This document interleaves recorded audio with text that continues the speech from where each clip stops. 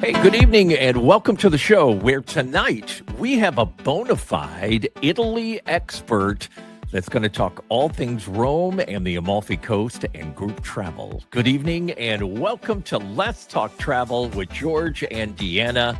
I am George. That over there is Deanna. I am in Houston where it was 52 degrees today, honey. Huh.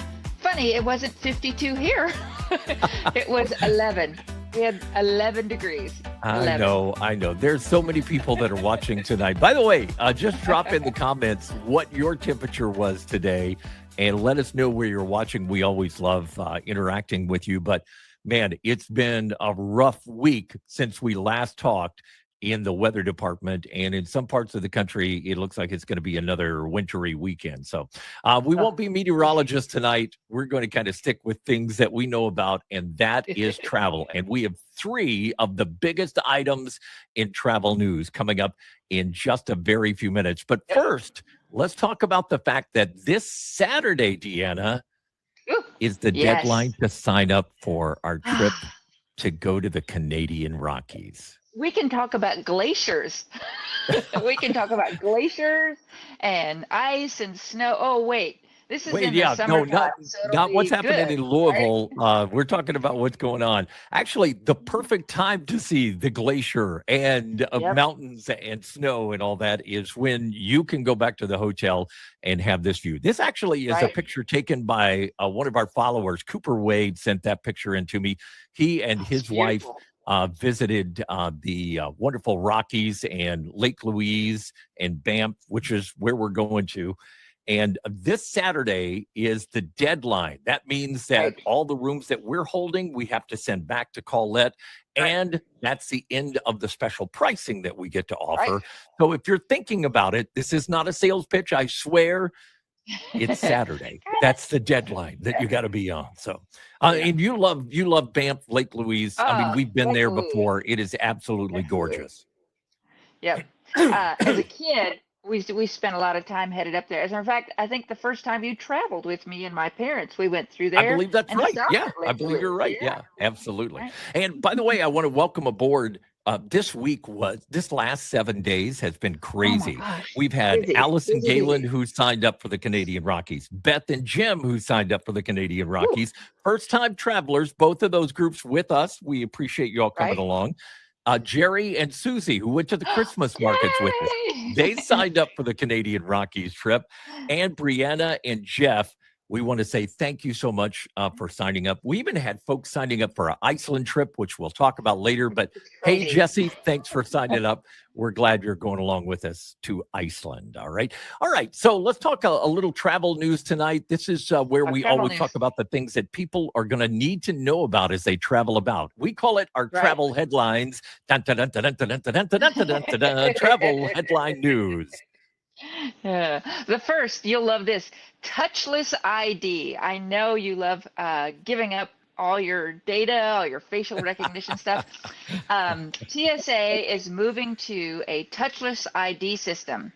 You'll register with your airline when you open up your app and say, yes, I'd like to do this touchless thing. And then there'll be a special line for you at TSA that is shorter, supposedly, than pre-check or regular or global entry or whatever.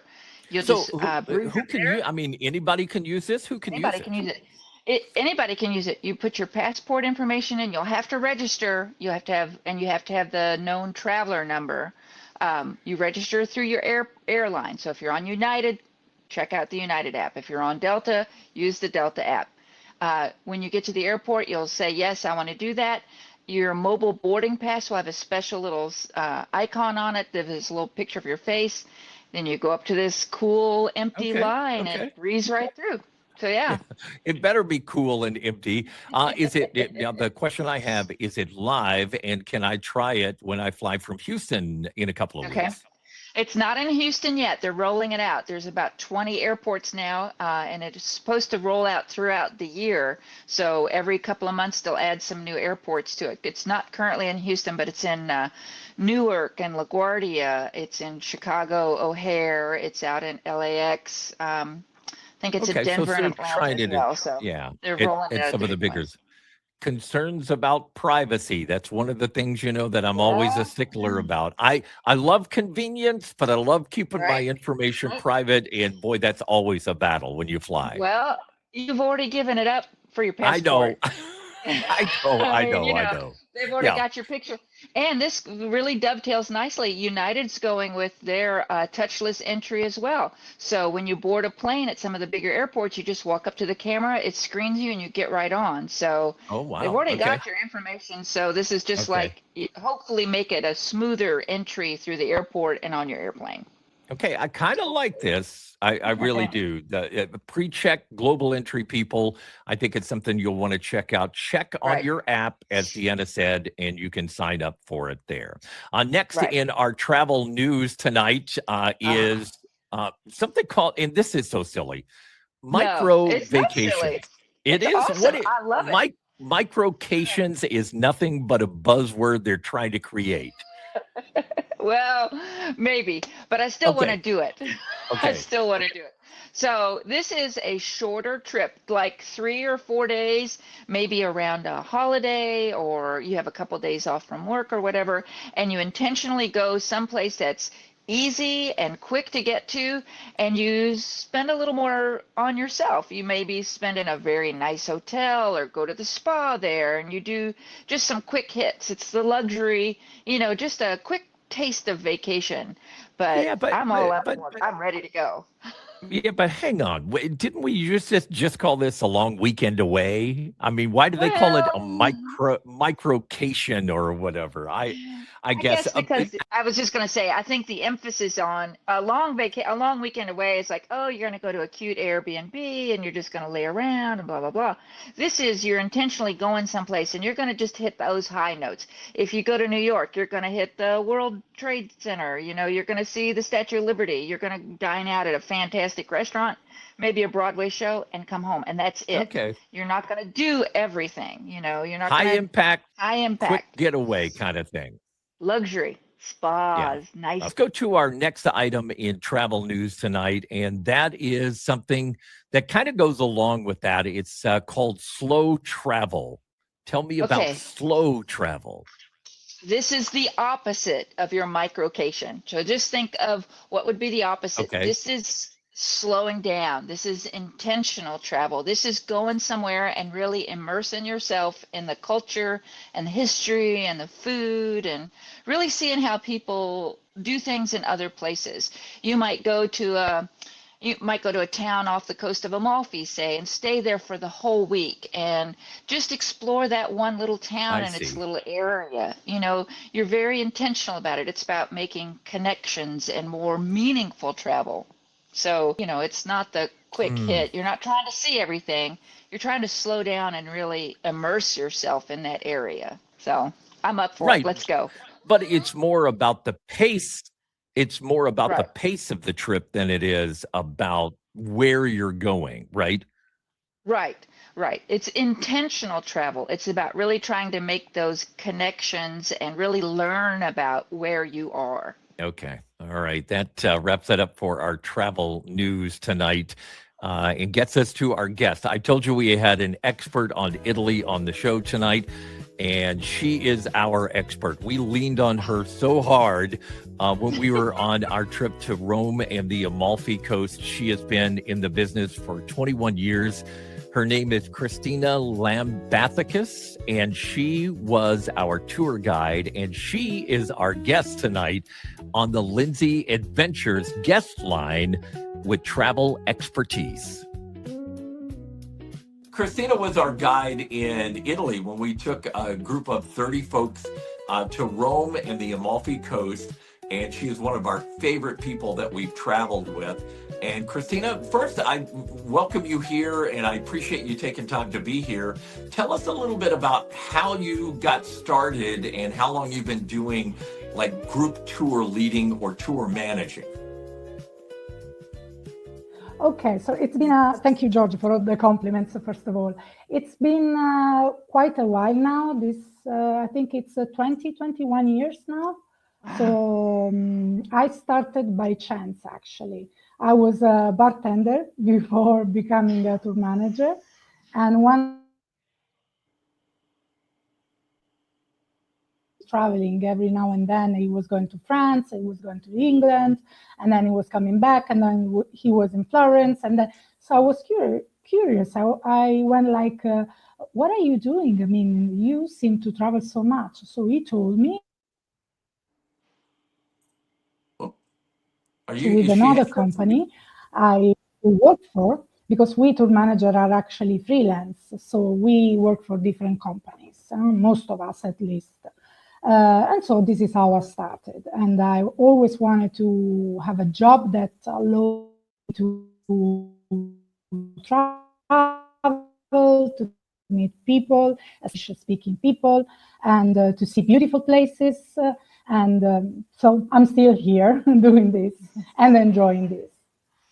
So what do you do if you explain your job to somebody who's never gone? Because we have a lot of people who watch our podcast that maybe haven't traveled with a group before or haven't traveled with us. So how would you explain what a tour manager does, like on the day-to-day? Okay, day to day. First of all, I need to explain that we start working before the tour actually starts. So at least a week before the tour starts, we go through all the itinerary, make reconfirmation. So we call the guides, we check the timings, let's say for reservations, and all this kind of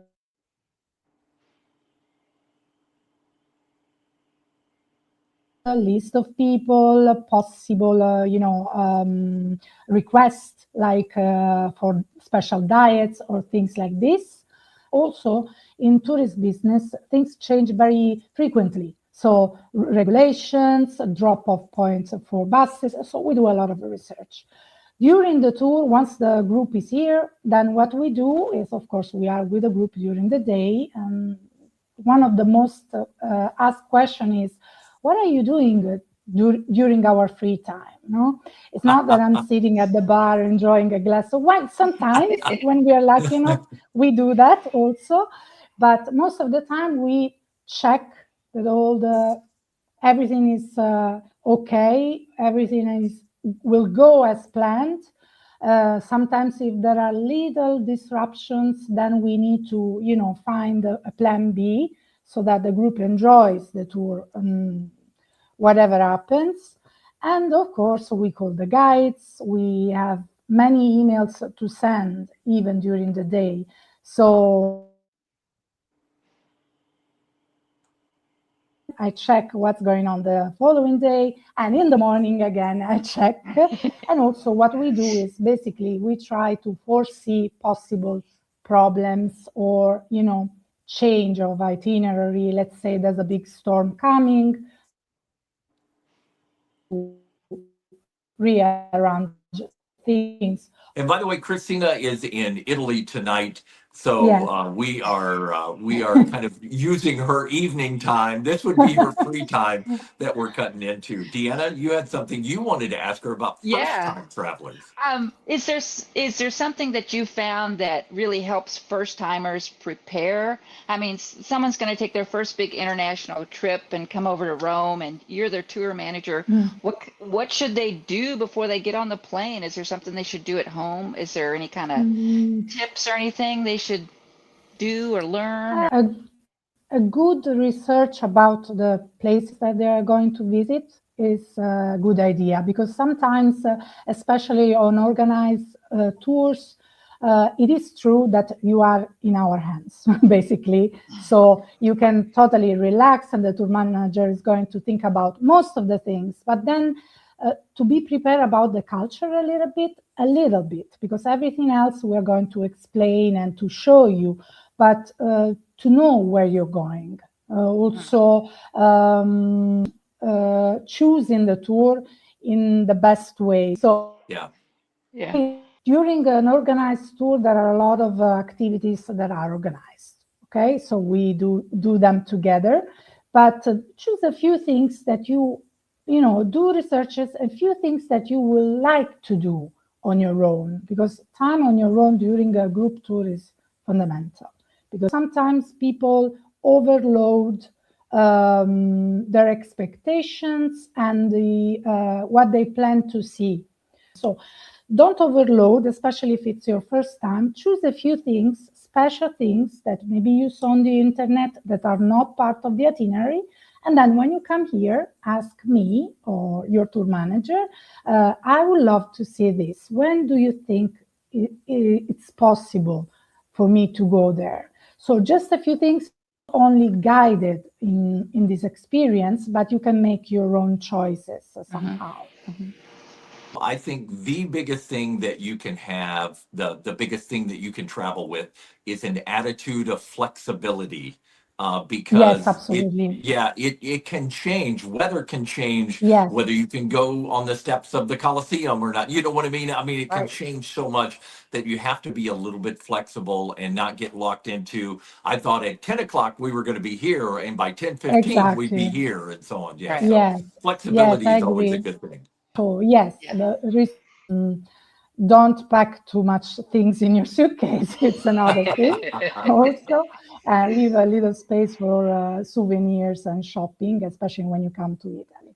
Curiosity, of course, especially about culture. When they come and ask you things about, I don't know, habits, or how, let's say, Italians or French people live and do things, like what do you do? What do you eat in the morning? But especially the tour manager is there to give them a sense of, being friendly with somebody who's local, so they can learn as much as they can about the place that they're visiting. I'm still in contact with many of you, so this proves that I'm honest. Oh, well, thank you. You know, that's one of the great things about our group is not only do we stay in touch with each other, that we travel together. I mean, just this morning, we have a WhatsApp group, and we have a lot of people that were going back and forth, wishing happy birthdays to people, that kind of stuff. Nice. And so not only do we stay in touch like that, but a lot of our folks do follow you now on social media, and I see them Yes. commenting about your pictures that you take, which, by the way, you are an incredible photographer.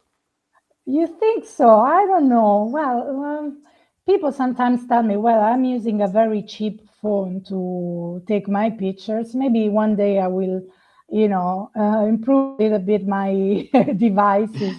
Well, thank you. I enjoy taking pictures. I always look for something that it's a little bit unusual, or just a detail about places that maybe I've visited a million times, but I like to Yeah. take, every time I notice something different. This is what I like about this job, is that even if people ask me, are you not tired of seeing this all the time, or how many times you've been here in front of St. Peter's Basilica, but there's always a details, special light, or just somebody walking by wearing something strange that makes me want to take a picture of. A lot of people that want to go with us, they're nervous about going. It's their first time in a group setting traveling, or it's their first time traveling.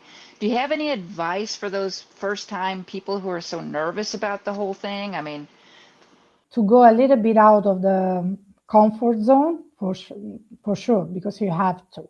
Okay, every night, sitting next to somebody new, maybe at dinner, to get to know as many people as possible, especially the first days, so they can kind of choose who to be with during, let's say, the free time or the following days. And just find a little time on your own during the day. It can be 30 minutes, a coffee in a nice Italian bar, sitting somewhere, looking at the square, people passing by, not talking to anybody, just to recharge a little bit, so you can then enjoy a nice group dinner together.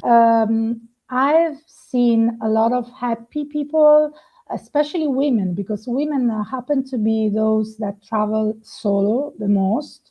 So I was so proud and so happy to see many of my guests coming back, let's say in the evening, and telling me, Cristina, you know what I did this afternoon? And maybe it was the first time that they were traveling alone. I went to this museum, or I went to this restaurant I've heard about, like on Instagram or somewhere else. And I was there. I found the place on my own. I was able to find a taxi back. I didn't get lost. So sometimes very good friendships can start during a tour. So yes, don't be afraid. Yeah. I love that. I love that. Yeah, me too. And we have a little saying that if you can figure out public transportation in a foreign country and get to and from where you want to go, you can do anything in life, right? I mean, It's you can true. handle Yeah, anything. yeah, But yeah. it does really give people, I mean, we've seen amazing transformations, and we have so many people, Veronica and Joyce, who traveled alone for the first time with us Yes. and now are confident travelers on their own, and the confidence they gain from this is it's really been fulfilling. It's one of the things we love the most about it. Yeah, It is. absolutely. Are there any big packing mistakes? I get a lot of questions from our group people. What should I pack? How should I pack? Packing is huge. What's the biggest packing mistake you've found? Either bringing too many shoes or just a pair of shoes. Okay. Try the shoes on and use them a little bit before leaving, Yeah. because Yeah. you realize when it's too late. But I mean, you can buy new shoes in Italy as well. And dress like onions, so you don't need to to bring too many coats or heavy things. Let's say you're traveling in the springtime when the weather changes very frequently, especially in Italy. Just wear different things: short sleeves, long sleeves, and just leave home whatever doesn't match with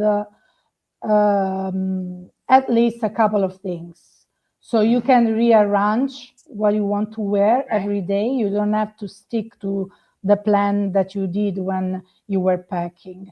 And a mistake I cannot say it's a mistake, but it's still very weird to me when people come here with a lot of snacks. Like, guys, we have food here. A lot of like protein snacks. It is true that we eat pasta and pizza in Italy, but Yes. we have a lot of veggies, protein, fish, Really good meat. food. Yeah, really good. Yes, ham, fantastic, whatever. So you don't, maybe just snacks for long bus rides, but there will be time for stopping and buying things if you want. So just some, I don't know, granola bars, so that's fine. But sometimes I've seen people, are you hungry? I have this, and pulling out like big plastic bags full of, and I was like, what is it? It's heavy, I'm sure you're gonna eat them during the trip. So, but leave more space for souvenirs and even small things that you find in the markets or somewhere that will remind you of the trip. That was the hardest thing coming home from Italy. I wanted to bring all the food home, and you can't. No. You can't bring Yeah. prosciutto No. through customs. You That's just why can't do it.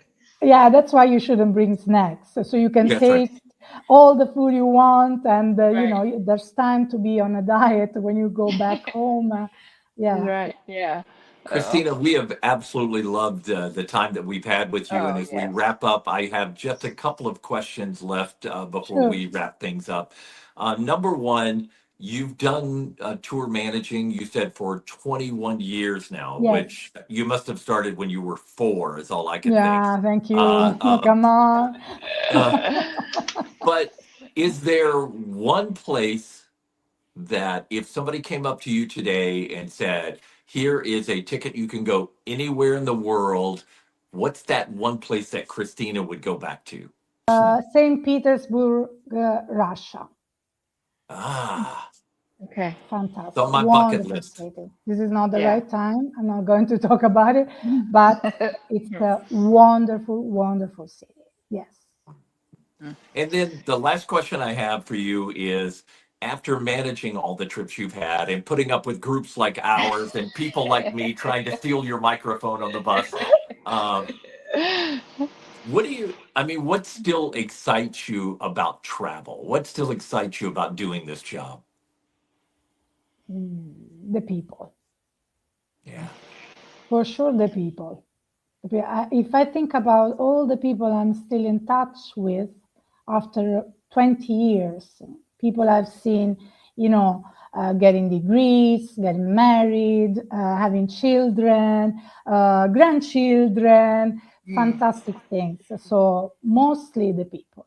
And then look, since I was little, I always wanted to find a job that gave me the opportunity to travel, because I think it's one of the best things in life is the chance to see the world, even if it's just a small part of the world, let's say Europe or just America, because America has a lot to offer. Even sometimes people tell me that American people sometimes don't travel a lot around the States. So even you don't need to go too far, but seeing different places, not where you live, it's a fantastic opportunity that if you can, you should not miss.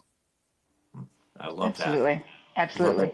I always say that you bond with the people that you travel with, and there is a bond there.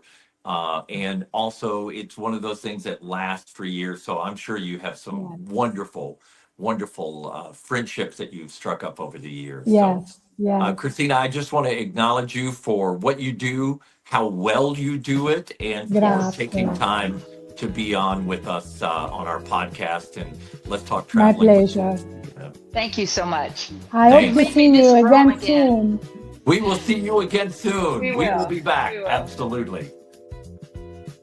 She is absolutely one of my favorite people in the whole world. It's funny because she talks about at the end there keeping up with people and everything. And I think we've kept up with just about every guide and every tour manager that we've had at Lindsay Adventures. Some more than others, but again, they're all so good in making sure that you have a good time. So that's going to wrap it up for us tonight. Deanna, stay warm. Yes, you too. You too?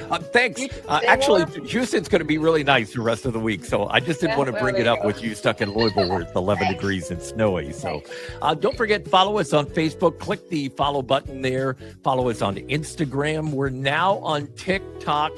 I know, no dances, but we are on TikTok. If you're on there, look for us and click the friend button. And then, of course, we have our new YouTube channel, which we'll post the entire interview with Cristina up on our YouTube channel later this week. That's going to wrap it up for this week. Another edition of Lindsay Adventures. Let's Talk Travel with George and Deanna.